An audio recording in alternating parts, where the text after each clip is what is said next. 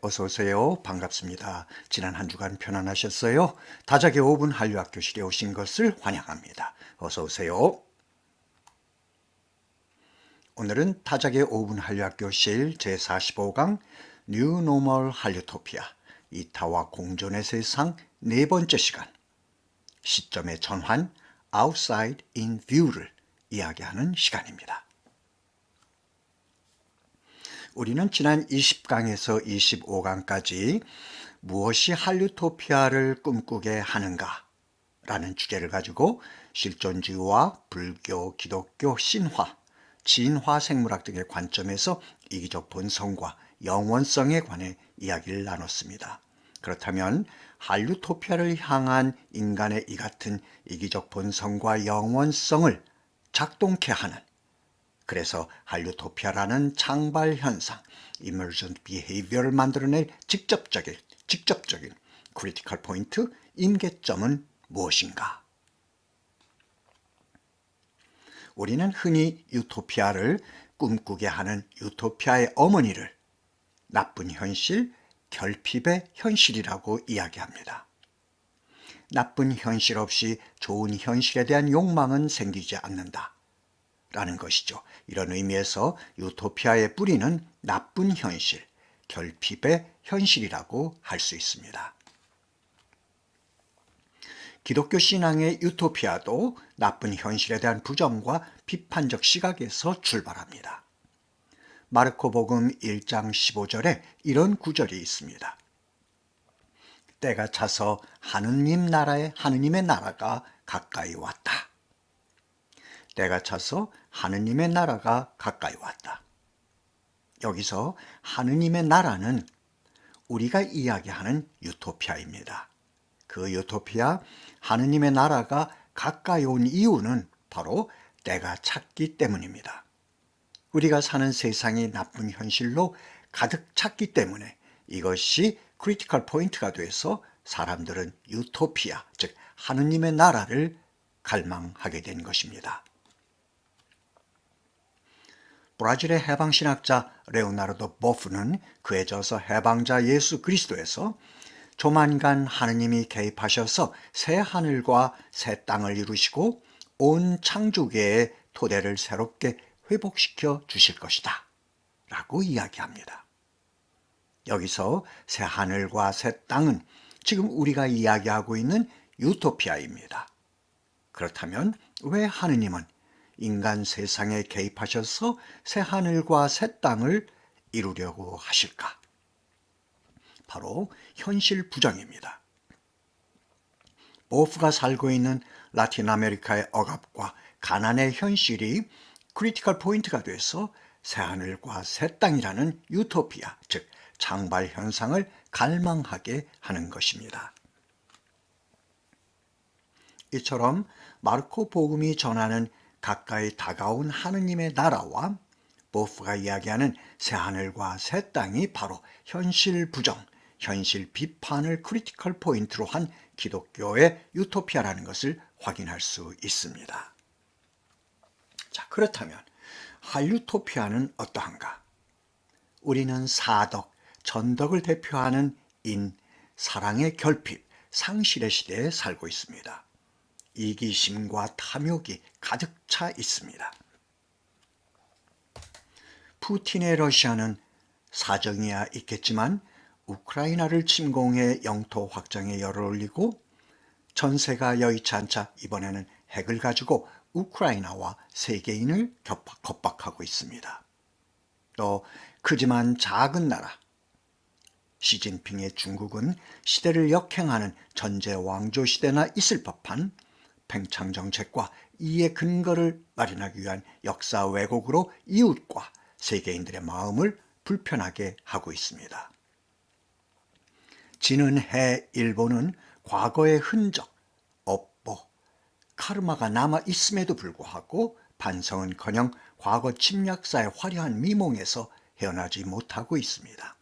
자신이 지금 어떤 처지인지 인식도 하지 못한 채 말입니다. 북한 또한 주민들의 삶은 아랑곳하지 않고 독재자 1인의 안위만을 위해서 조악한 핵을 가지고 우리나라와 미국, 세계를 상대로 불장난을 하고 있습니다. 또 피아 구분을 하며 위기 탈출을 위해서 줄 세우기를 하던 미국은 IRA라는 인플레이션 감축법을 가지고 세계 리더 국가로서의 위상에 걸맞지 않게 자국의 이익만을 추구하며 세계를 자국의 부속 하청 국가화하려는 듯한 경향을 보이고 있습니다. 이런 인의 예지, 사덕, 이를 대표하는 인, 사랑의 결핍, 상실의 시대가 할리우토피아의 시대 환경적 크리티컬 포인트, 임계점이 되고 장발 현상, 즉 emergent behavior인 할리우토피아는 상실된 인, 사랑의 회복을 통해서 인을 인으로 하나가 되는 세상을 만들어 가고자 합니다. 할리우토피아는 곧 성취될 미래, 이기심과 인간의 탐욕을 벗어던진 뉴노멀의 세상입니다. 뉴노멀의 세상이 가능한 것은 우리 인간이 예지를 가지고 있기 때문입니다. 인간의 예지는 유전자의 이기적 본성을 조종할 수 있는 능력을 가지고 있습니다. 이 예지가 자연 선택한 것이 바로 이타입니다. 엘트루이즘 이타입니다. 이타는 사랑으로 하나가 된 할리우토피아의 구현을 위한 실천적 문화 코드입니다. 예지가 이타를 자연 선택하고 이타가 인으로 하나가 된 할리우토피아를 완성해 갑니다. 인의 결핍, 사랑의 상실 시대가 장발 현상인 할리우토피아의 시대 환경적 크리티컬 포인트라면 우리의 이기적 본성을 자극하는 또 하나의 크리티컬 포인트는 한류 시장의 불확실성, 불안정성에 있습니다. 5,000년 역사를 돌아볼 때 우리의 문화가 지금처럼 융성했던 시기는 없었습니다. 오죽했으면 2005년 봄 국회 한류 공청회에 초대된 대만의 주식회사 인스리아 이직원 대표가 한국은 5,000년 역사 이래 가장 거만한 시대를 살고 있다고 일가를 했겠습니까? 여기서 잠깐 그와 관련된 일화 하나 소개할까요? 이직원 대표는 1990년대 말 대만 시장 공략이 무척이나 어려웠던 시절 KBS 프로그램의 대만 수출 총판으로서 대만 시장을 뚫는 데 큰 공을 세운 사람 중에 한 사람이었습니다. 그런데 홍콩과 더불어 난공불락 같았던 대만 시장이 뚫리자 자신감이 붙은 KBS는 그와의 총판 계약을 해지하고 곧바로 독자 수출 행보에 나섭니다. 그러니 팽당한 그의 심정이 어떠했겠습니까? 한국은 5,000년 역사 이래 가장 거만한 시대를 살고 있다는 그의 말. 이해하실 수 있으시겠죠? 다시 돌아와서 한류의 류란 유행을 뜻합니다. 유행은 흘러가는 것. 또 다른 유행이 등장하면 앞선 유행은 그 자리를 내주고 사라지게 됩니다. 시장은 이렇게 불안정하고 불확실한 것입니다. 그럼에도 불구하고 우리는 한류가 영원하기를 바랍니다. 영원을 바라는 우리의 이기적 본성이 한류 시장의 불확실성, 불안정성을 뛰어넘어야 할 크리티컬 포인트를 인식하고 한류이즘, 할리우토피아와 같은 하이포테티컬 가상의 창발 현상을 설정합니다. 그리고 한류이즘과 할리우토피아가 이루어져야 한다는 신념을 갖고 노력을 기울입니다. 왜? 2500년 이상 이어져 온 서구의 헬레니즘도 지금 존재하고 있으니까요. 우리가 못할 이유가 없지 않겠습니까? 해서 할리우토피아의 신화를 입힙니다. 신화는 이상과 그 이상의 영속을 보장해주고 때로는 그것의 영속을 위한 실질적인 방향을 제시해줍니다. 할리우토피아가 품은 신화는 할리우토피아의 영속을 보장해주고 영속을 위한 실질적인 방향을 제시해줍니다. 이에 근거할 때 롤랑 바르트의 신화론적 입장에서 시장이 부여한 한류 신화의 기의 시니피에는 글로벌 시대의 문화 경쟁력입니다. 글로벌 시대의 문화 경쟁력이라는 화두, 추상적 방향성을 지키기 위해 우리는 무엇을 어떻게 해야 할 것인지 늘 고민해야 합니다. 그동안 제1강에서 오늘 45강까지 우리가 이야기해온 한류학 원론, 한류사를 비롯해서 한류 비평, 초민복 갑체의 한류 무엇을 실어 나를 것인가? 또 지금 이야기하고 있는 시점의 전환, 아웃사이드 인 뷰도 결국은 글로벌 시대의 문화 경쟁력이라는 방향성을 따르기 위한 시도로 이해할 수 있습니다. 제7강 철학, 구조주의, 스트럭처럴리즘에서 본 한류 편에서 다루었습니다만 한류는 신화입니다. 한류 신화는 현대사의 전설입니다. 앞으로 다가올 한류토피아의 전설입니다. 한류토피아는 신화를 품은 세계입니다. 이기적 본성이 난무하는 현실에서 인과 이탈을 노래하는 이 시대의 뉴 노멀입니다.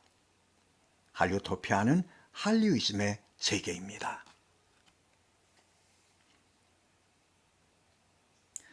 한류토피아 이타와 공존의 세상, 이는 사랑입니다. 사랑의 실천적 문화 코드는 이타입니다. 이타를 통해 우리는 공존, 코이그지스턴스의 세상을 건설합니다. 이것이 한류토피아입니다. 진화생물학에서 이타는 타자의 생존 가능성을 높이는 행위입니다. 동시에 이데올로기입니다. 한류 유전자의 이타는 타자, 즉 세계인의 생존 가능성을 높이는 유전자 패러다임입니다. 동시에 우리의 생존 가능성을 높이는 가치입니다. 이타는 배려이고 사랑입니다. 나와 타자의 공존을 위한 필수 가치입니다. 독일의 실존주의 철학자 하이데거는 공존을 함께 있는 존재, 자신의 동료와 팀워크를 이루는 암묵의 공동 존재, 연대적 결합이라고 이야기합니다. 프랑스의 실존주의 철학자 사르트르는 공존과 관련해서 나는 세계인과 함께 있는 존재다 라고 이야기합니다. 나의 구체적 존재를 구성하는 하나의 구조, 타자인 세계인이 없다면 나의 구체적 존재 또한 있을 수 없다고 이야기합니다.